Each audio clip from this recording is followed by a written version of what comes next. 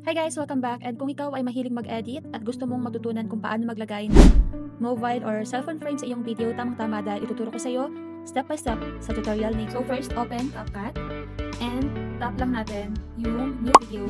And then, import video na gusto mong i-edit. Next, hanapin natin yung aspect ratio. Then, gagawin natin ng 9:16 yung video.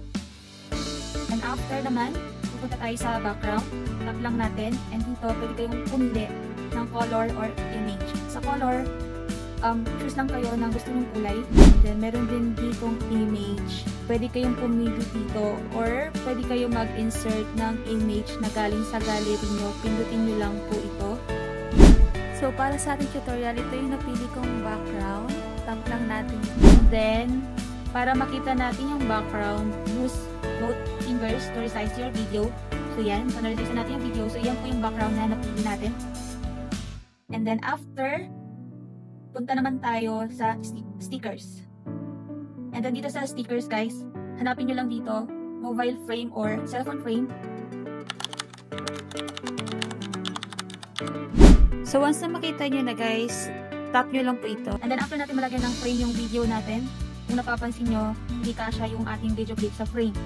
So, para magkasya lang yan guys, ang gagawin natin ay itap lang natin yung video clip and then hanapin natin yung mask. So, ito yung mask, tap lang natin and then gagawin lang natin yung video clip na rectangle. And next, i-adjust lang natin yung frame na in-insert natin. So, lalakyan lang natin siya.